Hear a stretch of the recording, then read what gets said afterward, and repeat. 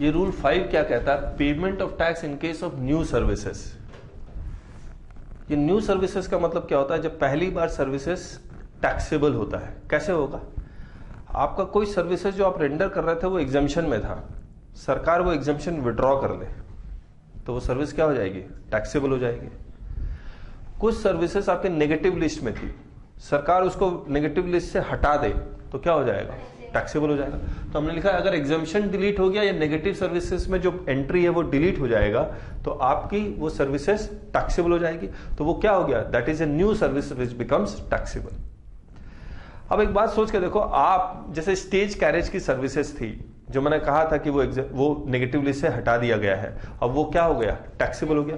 तो stage carriage की services, मान लो जो एसी रेड बसेस जो दिल्ली में चलती है वो लगातार चली रही है, अब तक जो चल रही थी वो एग्जाम्शन में चल रही थी, अचानक से वो टैक्सेबल हो गया।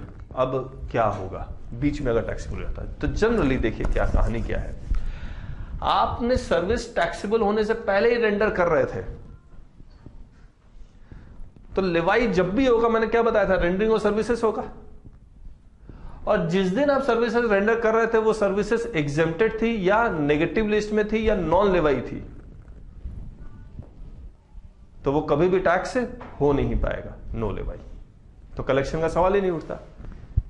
लेकिन अगर सर्विस टैक्सेबल होने के बाद आप रेंडर कर रहे हैं, जो ये केस है, service becomes taxable for the first time, इसके बाद आप रेंडर कर रहे हैं तो टैक्सेबल है ना, लेवाई तो है।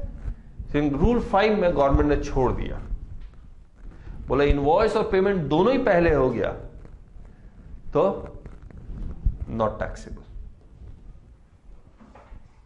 समझ में आया? आप सोच के देखो ना कि सर्विस बिकम्स टैक्सेबल, उसके बाद आपने रेंडरिंग की, इनवॉइस और पेमेंट पहले ही हो गया, मैंने आपसे 1 लाख रुपया ले लिया, उसके बाद अचानक से गवर्नमेंट उसको टैक्सेबल कर देती है, और टैक्सेबल करने के बाद मैं आपसे बोलता हूं यार 15% और दे दो सर्विस टैक्स का, आप दोगे?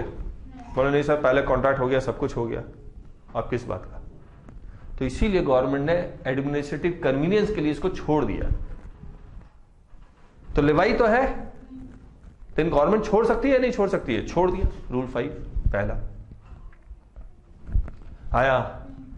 दूसरा बोले इनवॉइस अगर बाद में हो जाए तो क्या होगा? देखिए service becomes taxable for the first time, services render हुआ तो लेवाई तो है, लेकिन गवर्नमेंट ने कहा कि अगर आपने पेमेंट पहले रिसीव कर लिया, 2 कंडीशन है, पेमेंट पहले रिसीव कर लिया और जिस दिन सर्विस पहली बार टैक्सेबल हुई उसके 14 दिन के अंदर इनवॉइस रेज कर लिया तो नॉट टैक्सेबल। अब मुझे एक बात बताइए, आप अपने क्लाइंट को क्या एडवाइस देंगे कि service becomes taxable for the first time?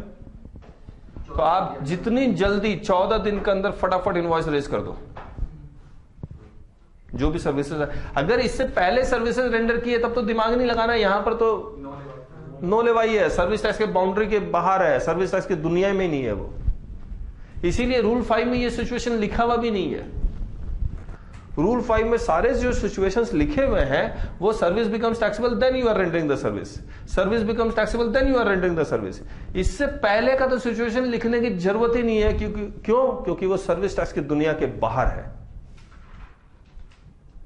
Situation कब अराइज होगी? जब सर्विस बिकम्स टैक्सेबल के बाद आप रेंडरिंग ऑफ सर्विसेज कर रहे हैं। तो एक केस क्या छोड़ा? इनवॉइस और पेमेंट दोनों ही पहले छोड़ दिया। दूसरा केस कब छोड़ रहा है? पेमेंट पहले है and invoice is raise within 14 days. कब से? Not from rendering of services से, from the date it the services becomes taxable for the first time. आया? हो गया। अब एक बार किताब निकालिए,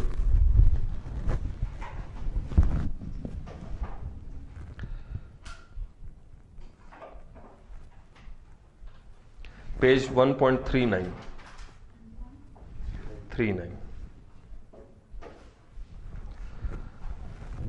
service becomes taxable for the first time. Date क्या लिखा हुआ है? 1 जुलाई। क्या डेट लिखा हुआ है? 1 जुलाई। Date of rendering of services क्या लिखा हुआ है? 30 जून लिखा हुआ। बताइए किस सिचुएशन में आएगा? इस सिचुएशन में आएगा ये तो beyond the scope of the provisions of service tax हो गया। आपको ना इनवॉइस देखना, ना पेमेंट देखना, कुछ नहीं देखना।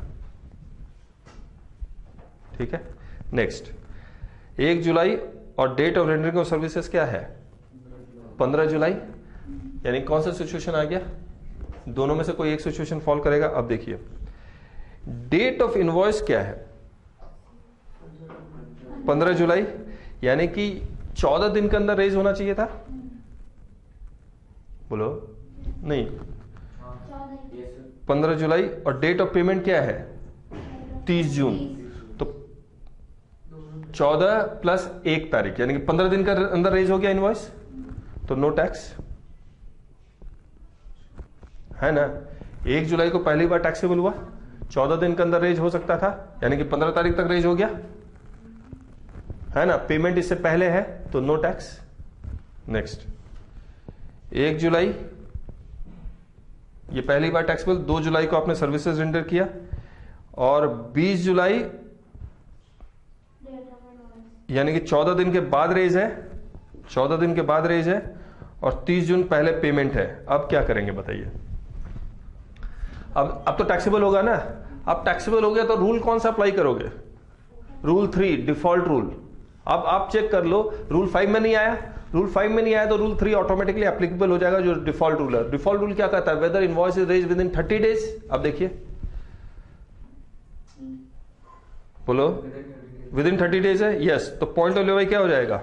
20 जुलाई हो जाएगा, और 20 जुलाई से पहले पेमेंट है तो पेमेंट भी हो जाएगा डेट ऑफ एडवांस। तो 30 जून का 1 लाख और 20 जुलाई का 5 लाख आया, हो गया।